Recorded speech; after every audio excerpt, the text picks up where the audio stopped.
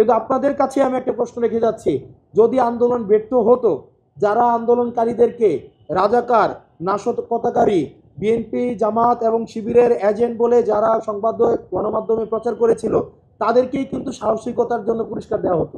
এসব ঘটনার পিছনে যে রাষ্ট্রীয় যে ব্যবস্থাটা ছিল হাসিনা নিয়ন্ত্রিত, যে হাসিনা সব কিছুকে আসলে নিয়ন্ত্রণ করেছিল। উনি এক্সিকিউটিভকে নিয়ন্ত্রণ করতেন, কোর্টকে নিয়ন্ত্রণ করতেন, বিচার ব্যবস্থাকে নিয়ন্ত্রণ করতেন, উনি মিডিয়াকে নিয়ন্ত্রণ করতেন। বিশেষ করে তিনটা আনহোলি নেক্সাসকে উনি নিয়ন্ত্রণ করেছিলেন: মিলিটারি, মিডিয়া এবং জুডিশিয়ারি। এই তিনটা ব্যবস্থাকে, মিলিটারি, মিডিয়া, জুডিশিয়ারি, এর সাথে যুক্ত হয়েছিল ব্যুরোক্রেসি। এই তিনটা নেক্সাসকে উনি এমনভাবে নিয়ন্ত্রণ করেছিল যেটার মধ্য দিয়ে উনি রাষ্ট্রের তথৈবচ অবস্থা করতে সক্ষম হয়েছিলেন। এবং প্রত্যেকটা যেই রাষ্ট্রের যেই প্রতিষ্ঠানগুলো রয়েছে সেগুলো স্বকীয়তা বিলীন হয়েছিল।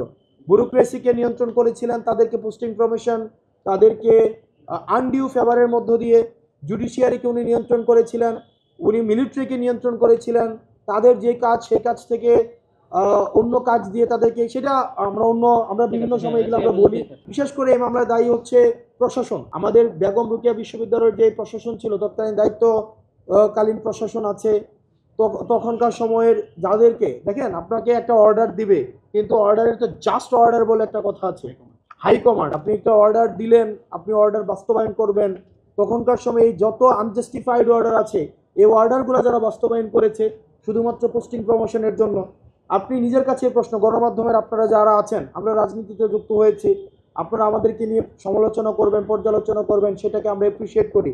কিন্তু আপনাদের কাছে আমি একটা প্রশ্ন রেখে যাচ্ছি, যদি আন্দোলন ব্যর্থ হতো, যারা আন্দোলনকারীদেরকে রাজাকার, নাশকতাকারী, বিএনপি, জামাত এবং শিবিরের এজেন্ট বলে যারা সংবাদ গণমাধ্যমে প্রচার করেছিল, তাদেরকেই কিন্তু সাহসিকতার জন্য পুরস্কার দেওয়া হতো।